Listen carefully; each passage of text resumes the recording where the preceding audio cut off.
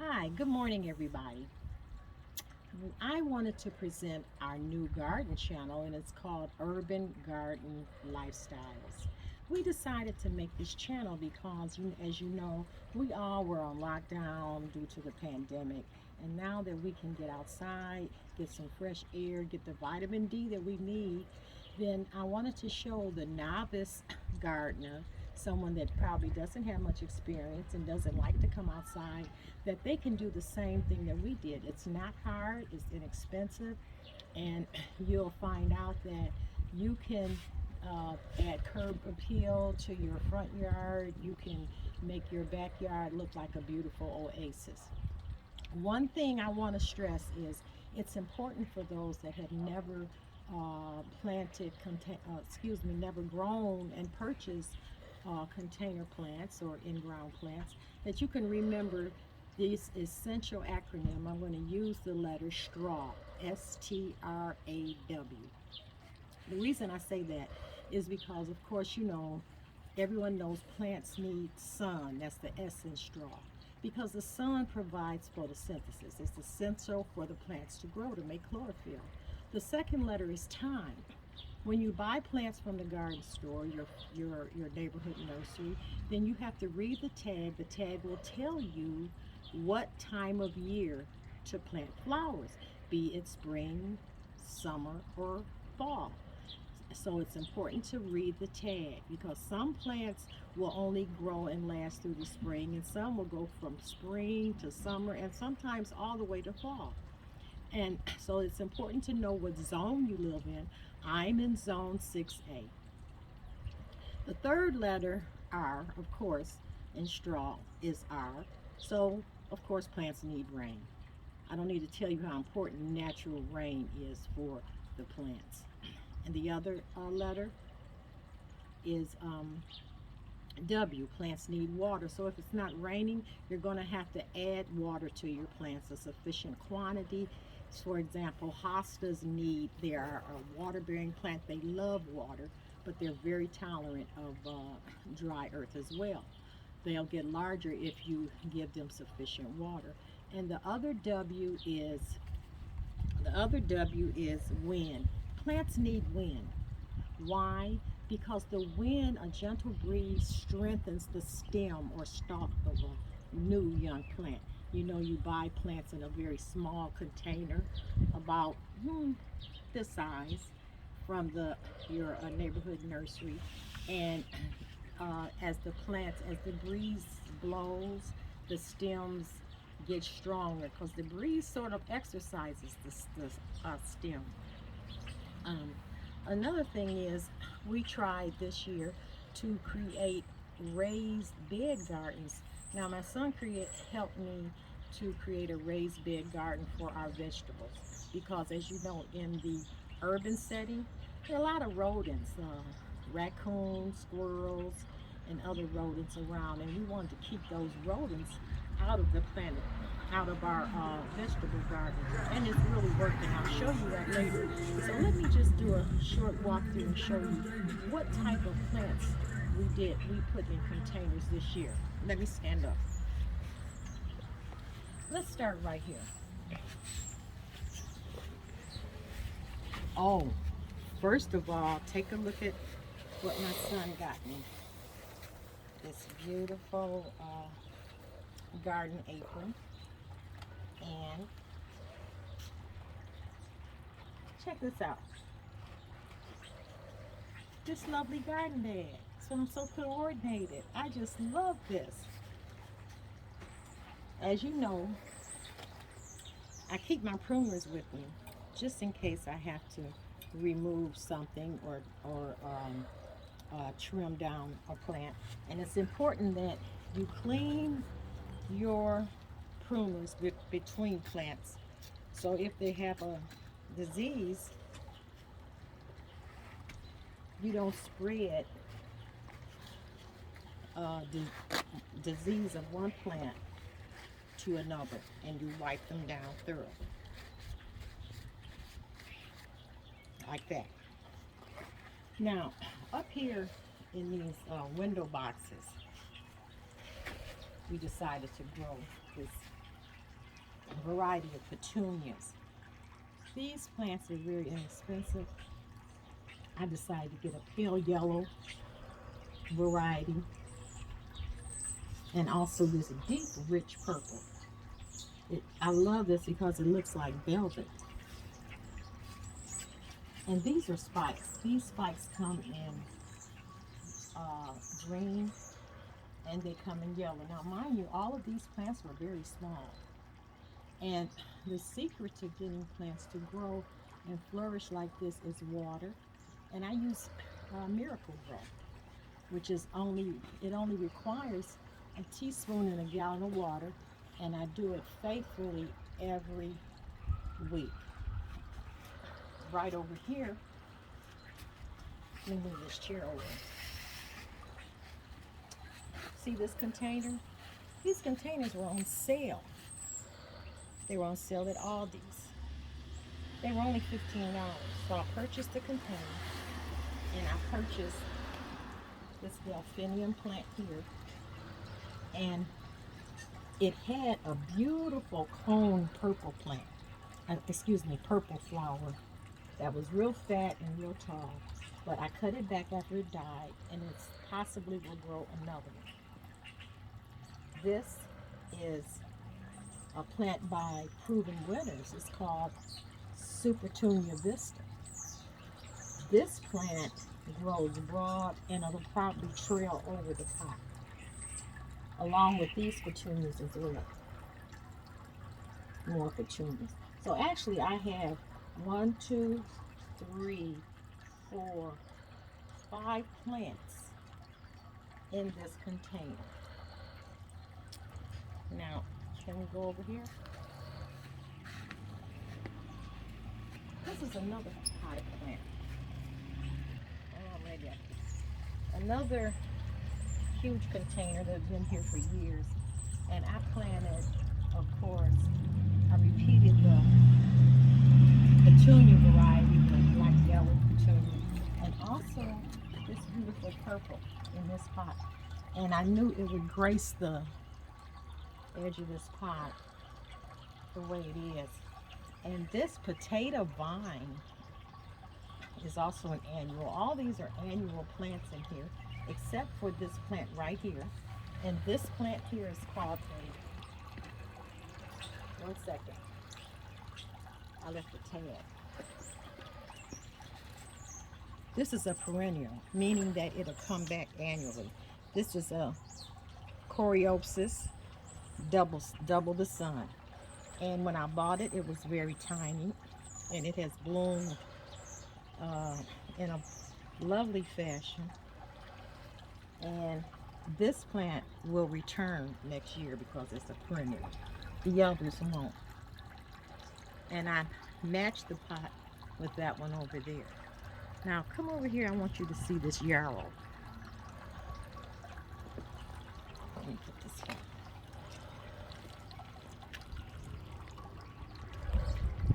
Of course, before I show you the yarrow, everybody in the urban area has a hosta.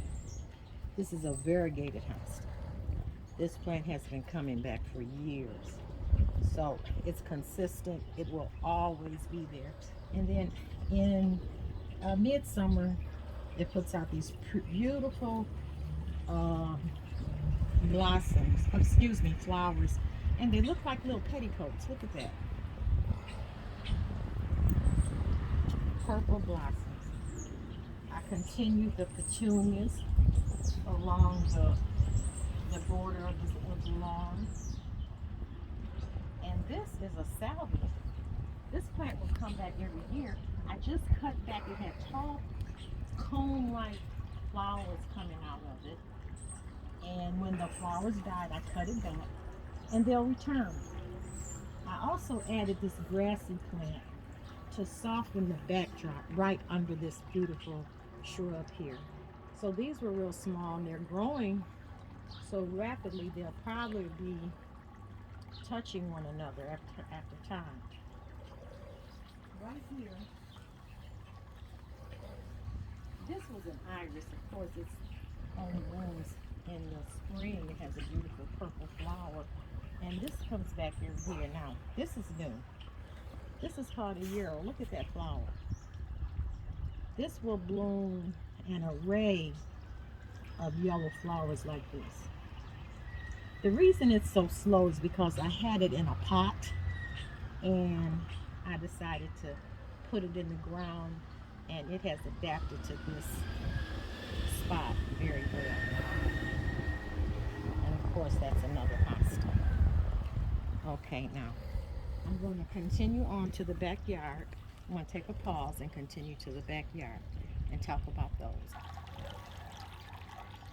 Okay, this is another container plant that I put on a stand. Early in the spring, you could barely see these. This is a perennial. They were just scattered occasionally on the inside of the pot. They didn't even hang over. And look at them now. Look at that. In the center, I put a yellow snapdragon. Now it's going to bloom again. Of course, this plant seems to be crowding out that snapdragon. But it was very pretty when it was taller and yellow. Okay, I'm going to proceed to the backyard now. Okay, now I'm on the side of my house, and I have really stuffed a lot of plants over here, as you can tell. Probably next year I'll clear it all out and start over. Of course, we have more hosta, variegated hosta here. And like I said, that's a perennial. And also these beautiful daylilies. See those? These come back annually. And I really got to thin those out. I thinned them out some, and I'm going to thin them out some more. Now, this plant right here is a black-eyed Susan. It's just now starting to bloom. Last year, it wasn't even this size, but look how it's grown. It's going to be a beautiful array of flowers. This plant right here, this is a gladiola. I ordered 50 bulbs of those. I'll show you the big container that I planted these gladiolas in. This bloom is about to open, hopefully within a week. Now, what's important to know is that you should understand the NPK of the soil, the pH of the soil. Plants need nitrogen, phosphorus, and potassium. And also the pH of the soil in the 6A environment, our pH is like 6.5 to 7. Sort of neutral, excuse me. I have a 3-way meter. It tells me if the soil is too moist. It tells me if it gets enough sun. And it tells me if it's alkaline or acid.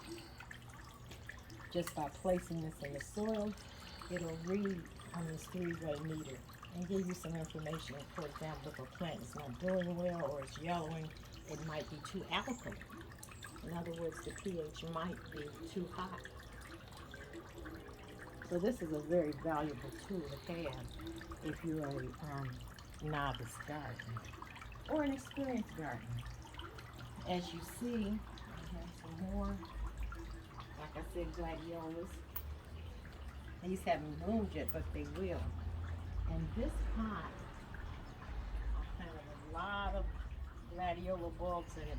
It's my first time planting gladiolas, and this is a multicolored version. And here's one that's about to bloom right here. See that? That's going to bloom. It's going to be interesting to see what color this one will be. Right here in this other container, we have some more Supertunia Vista here, this white one, and this will cascade over the side, and also this pink variety as well. Now I forget what these are, but these are some more flowers that I thought would grace the edges of the pot all the way around.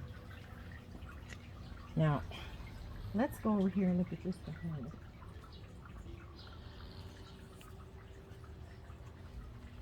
This, as you know, are those same beautiful velvet petunias that I put in the front and I put around the edge of this plant. And I have another one that I just put here. These are not petunias, but I forget what they were, but this thing is growing rapidly. These were little baby plants. This is another daylily, which is the same as the orange ones you saw on the side of the house. This beautiful plant right here is a delphinium. Look at this. It's unbelievable. Of course, it should go in a larger pot. And this is a perennial. This will come back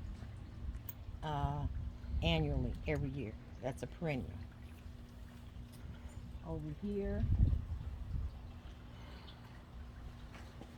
these are daylilies. You'll see a lot of these in malls.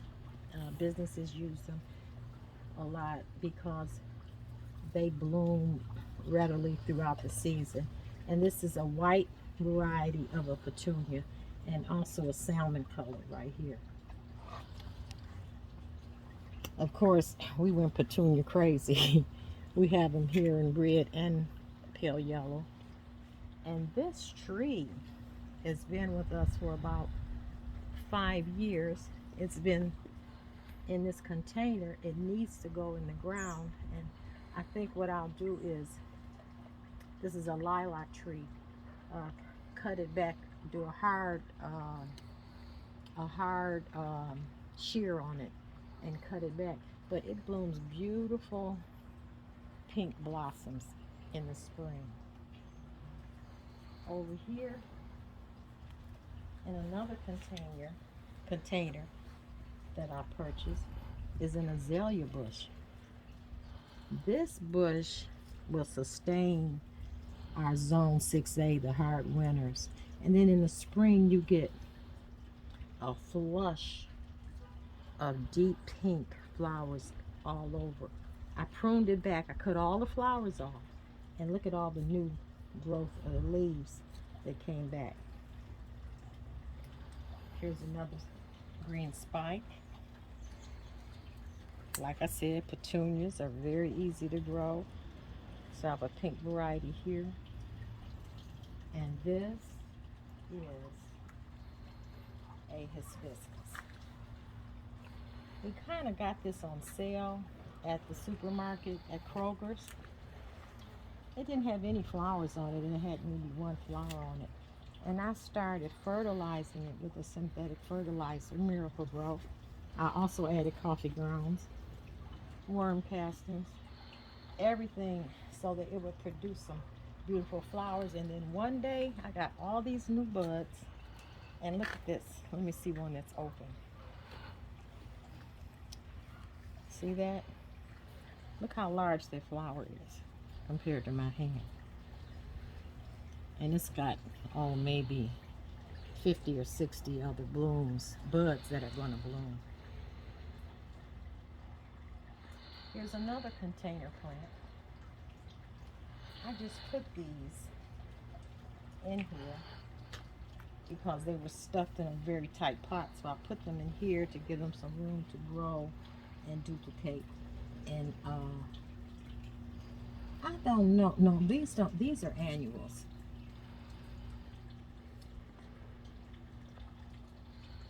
As I said, we love the petunia. And here we repeated it again. And right over here, in this sitting area, these are snapdragons.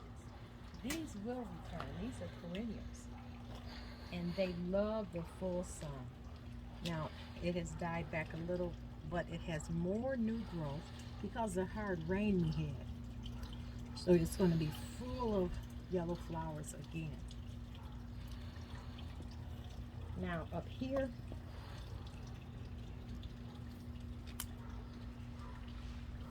we have geraniums. You have to pinch these back.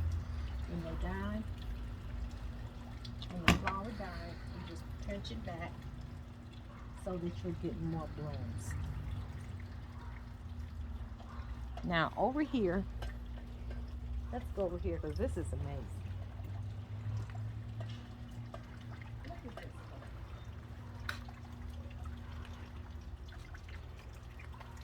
My God, when I got it, it was barely knee high. It was just one stalk.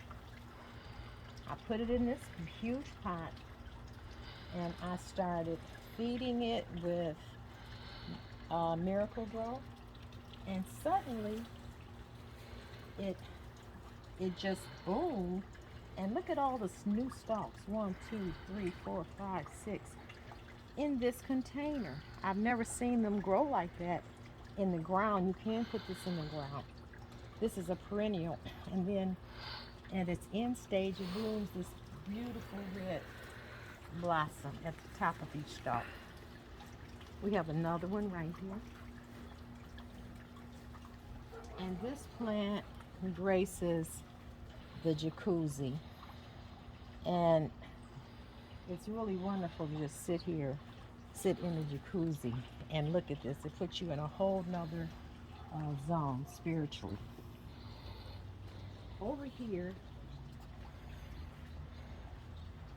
I want you to know that we have a variety of sitting areas here because we like to entertain, and actually, I guess you wonder why we have so many seating areas is because when we have functions, we can seat easily about 29 people and watch the big screen TV on the wall.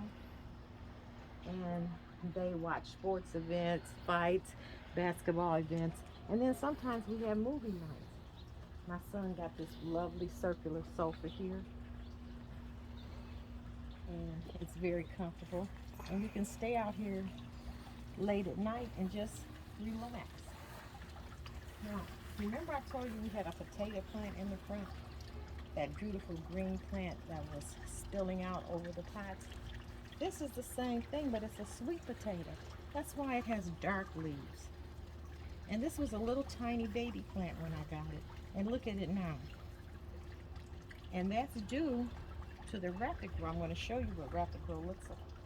And I have a purple plant in here, and also this beautiful yellow type of a marigold. And these are ferns. We purchased these. These were very small plants. We put them in the pot. I put Miracle Grow on them, and they just are really showing out. We're getting a new leaf right here. This is a Proven Winners plant. I purchased it in a pot, and it was barely coming out of the pot, but look at it now. You can't even see the pot. See that? I keep it in full sun. I water it regularly when the soil is dry, and I put Miracle Grow on it. This right here, I don't know what the name of it is. If you know, let me know. But this has been in this pot for years, and it dies out in the winter, and you see a little growth in the spring, and then it just spills all over that pot, that container. Now over here, as I said, we just overdo it with petunias. There's more petunias here because they're very hardy. They can tolerate the full sun. And we created this pond here. Look at this. This is that sweet potato vine. It loves the water. It's racing all around the bottom of this pond. We wanted the pond because we wanted to hear the sound of water trickling over the top into the pond. Right here, this is a, don't let me mess that word up, Dre, because you know I can. Calla lily. No. Clematis. Clematis. Yeah, I don't want to say the wrong word. The other day I called it a medical term because I was a nurse, and I'm confusing my vernacular from horticulture to medical, and I gave this a medical name, and my son said, no, Mom, that's not what that is. I said, oh my God, did I say that? Yeah, you called it chlamydia. Yeah, I called it chlamydia. Yeah. but this is the clematis. There was no flowers on it when we got it. I put this trellis here, this metal trellis on it, and the flowers started to just blossom and run all over this trellis.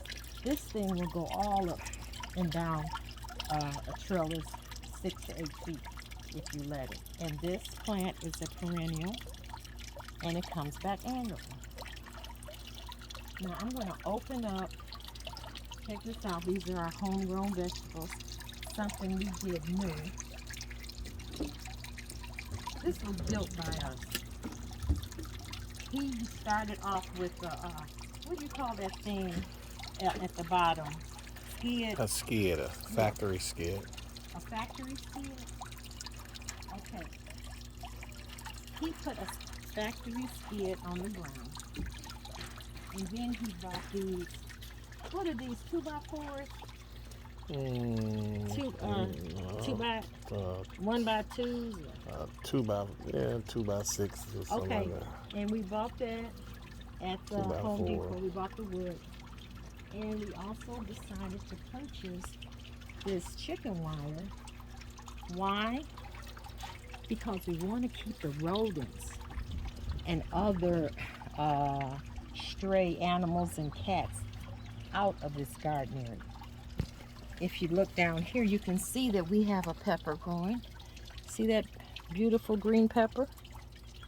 There are some yellow ones over there. You might have to go from the side. Look at the yellow peppers. See that yellow? 2 of them. 2 yellow bell peppers. I have red peppers, and look at this sweet banana pepper here. Can you see that?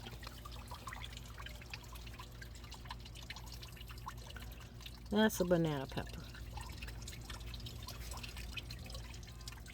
Now, I believe in organic gardening. We didn't use any pesticides in here. And then we have this broccoli, which really it's overgrown. We really should take that out. And you know, you have to understand that we had to learn that when you're planting vegetables, certain vegetables are compatible with other vegetables. For example, you don't put cabbage with strawberries. Now, one plant that is compatible with most of these are green onions. So you can put green onions in with most of these. These are grow bags. Look at this. He bought all these grow bags. I think there are 12 of them in there. And we put organic topsoil in it. We nourished it with worm casting, with another fresh organic soil, and I did put some coffee grounds in there. And look at these cherry tomatoes. I had to cut them back because they had grown up to the top all the way over, so I had to cut back these cherry tomatoes. Now I just learned that these cherry tomatoes love magnesium, Epsom salt. Epsom salt adds magnesium sulfate to the soil, and it kind of sweetens the taste of the cherry tomato. Here we have, look, I have I think 3 or 4 of these. These are cauliflower. And I just learned watching a video yesterday that some people eat the leaves of the cauliflower, and they say they love it better than collard greens. We have some cilantro that's time to cut. See, it's starting to flower. Cilantro. And we have some strawberries. See the strawberry plant right there in the center. So there are 2 bags that's gonna grow some luscious strawberries. Now, let them close that lid. Oh, the collard greens are all the way at the back. Look at those beautiful collard greens. We actually had 2 harvests of those collards, and I cut them from the bottom around the outside. I don't cut all the leaves off, and they keep establishing more and more leaves. So we harvest those twice and had enough collards to feed the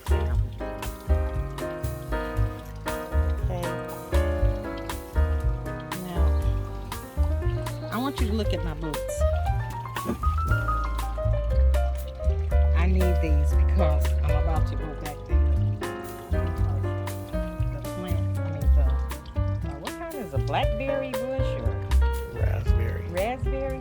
I'm going to get the trimmers and I'm going to start knocking that out back and getting rid of it because it's come from the yard behind and it's going to swallow us up eventually. So I'm going to try to knock that down. Now, anybody, let me just say another thing about this cage here. It doesn't take a rocket scientist to build this, as you know, it's a lid on top.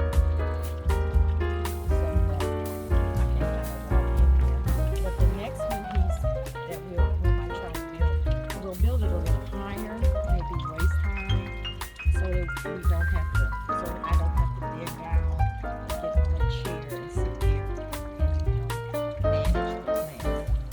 I didn't get a lot of weeds out. I mentioned, remember I told you about the word straw? Straw is a mulch. That's what I have in here. I have lots of straw. And I put the straw on top of the soil to keep the soil moist. Now you can also, you know that you can also purchase mulch from your neighborhood nursery or Home Depot. And mulch comes in variety of colors. It comes in red, brown, or black. And it's good to put mulch on top of your plants to keep the soil moist. And the hot sun is good for drying up the soil, and we want to protect the root system. So that's about all I have for today. Now in the future, I plan to go to some other gardens and show you some gardens that I know that people love outdoor living, and we'll take you there, and maybe you'll get some inspiration that way. Bye.